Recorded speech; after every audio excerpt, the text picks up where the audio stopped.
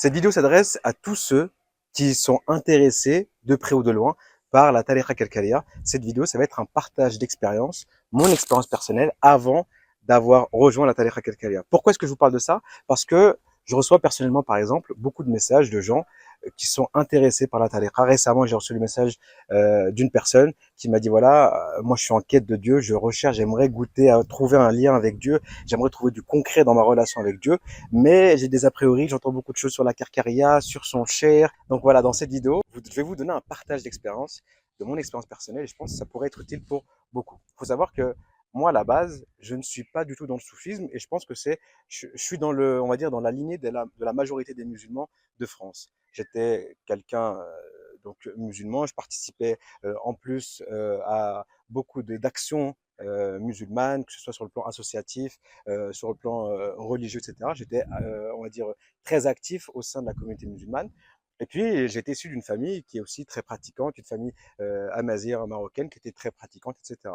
Donc, moi, le jour où j'ai entendu parler de la Karkaria, j'ai eu tout de suite une méfiance.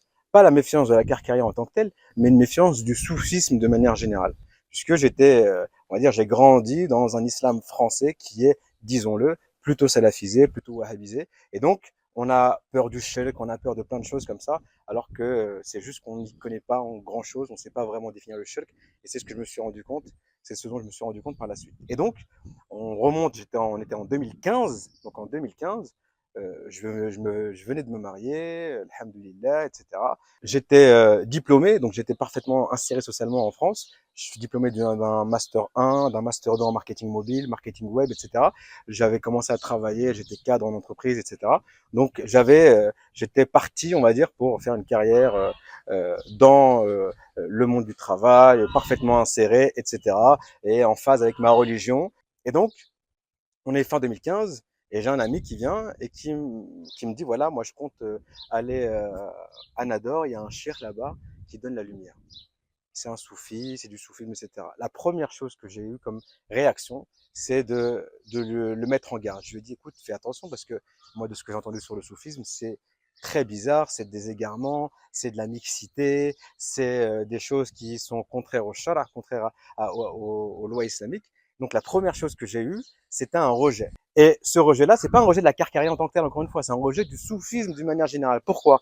Parce que nous, en Europe, on a, en tant que musulmans en Europe, surtout en France, pas en Europe, en France, eh bien, on a une méconnaissance, on va dire, une totale méconnaissance de la réalité de ce qu'est le tasawwuf dans nos pays d'origine. J'entends par là le Maroc, l'Algérie, la Tunisie, le Sénégal, le Mali, la Mauritanie, de manière générale tous les pays d'Afrique occidentale et d'Afrique du Nord. On a une totale méconnaissance qui fait que dès qu'on revient dans nos pays d'origine et qu'on voit des choses, on dit mais non, ça c'est une bid'a. Et moi, c'est ce que c'était mon cas à l'époque.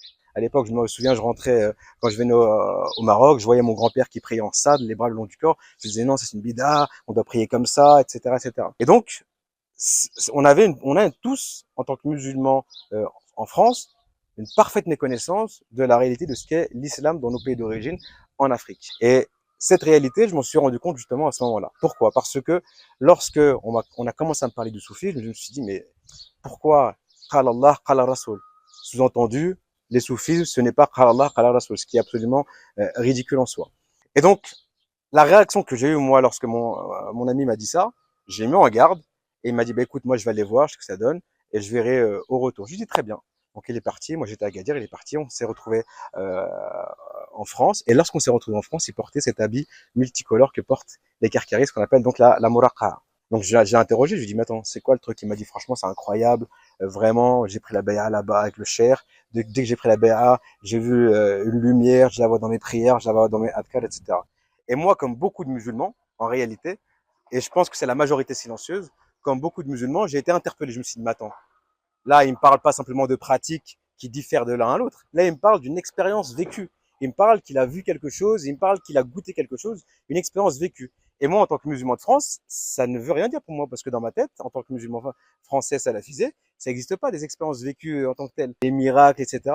Les musulmans en France, et leur croyance par rapport à ça, elle est très minime.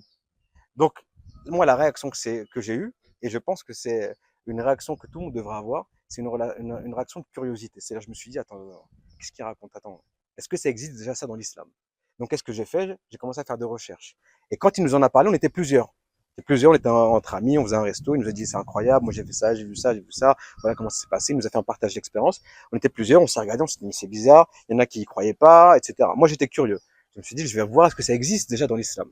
Première chose que j'ai fait dans mon téléphone, j'ai tapé hadith, vision de la lumière, lumière, etc. Lumière divine, lumière du prophète. Et je suis tombé sur plein de hadiths qui parlent de vision de la lumière. Donc je me suis dit ok, ce dont il parle là, même s'il a un vêtement d'arlequin tel quel, ce qu'il parle là, c'est quelque chose qui n'est pas nouveau. Il n'a pas inventé un truc, c'est quelque chose qui existait. Et donc pendant 4 mois, c'était en septembre, pendant 4 mois, j'ai commencé à faire des recherches, des recherches, des recherches. Et régulièrement, avec les amis avec lesquels on était lorsqu'il nous en a parlé, eh bien, on en parlait, il me disait, on s'interrogeait, qu'est-ce que t'en penses toi? Ben écoute, moi, je commence à trouver des trucs, c'est quand même bizarre, ça existe dans la sunna, etc., etc. Et ce, jusqu'à ce que le shir vienne en France. Lorsque le shir est venu en France, c'était fin novembre 2015, il est venu, et il y avait une petite assise, et mon ami m'a dit, bah écoute, viens si tu veux rencontrer le shir, voir ce qu'il dit.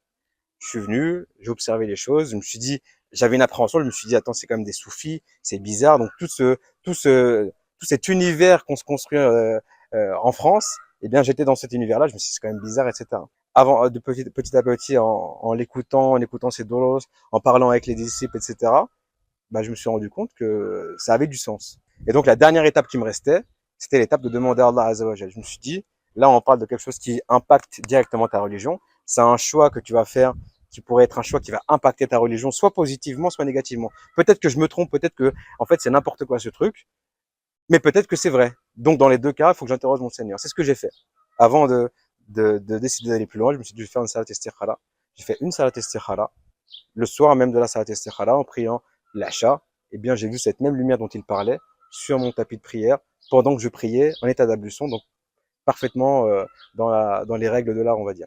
Et donc, ce témoignage, il est pour dire à ceux qui sont en quête de Dieu, ceux qui sont en quête de vérité, ceux qui comprennent pas leur but, pourquoi est-ce qu'ils ont été créés, qu'est-ce que vous faites ici, pourquoi est-ce que Dieu vous a envoyé sur terre, quel est l'objectif de tout ça, à quoi ça sert tout ça, pourquoi une religion, pourquoi tout ce qu'on fait, tout ce qu'on ne fait pas. Eh bien, toutes ces réponses, c'est pas quelqu'un qui va vous les dire, c'est vous qui allez les trouver. Et c'est ça qui tranche complètement avec ce que j'avais l'habitude avant dans l'islam. C'est-à-dire que dans la tariqa al-Kalkalia, en avançant et avec cette lumière, eh bien en fait, dans le dhikr, il y a des choses qui vous parviennent, des compréhensions, des ouvertures. Vous pensez à un hadith, ça vous donne une compréhension. Et c'est cette lumière du prophète sallallahu alayhi wa sallam qui est dans votre cœur, qui vous ouvre à ces compréhensions-là. Et vous commencez à avoir toutes les réponses à vos questions. Mais ces réponses, ce n'est pas dans des livres que vous les trouvez. Ce n'est pas en écoutant un imam sur YouTube.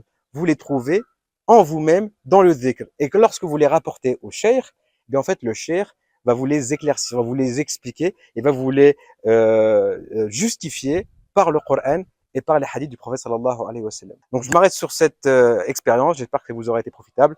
Wassalamu alaikum wa rahmatullahi wa barakatuh.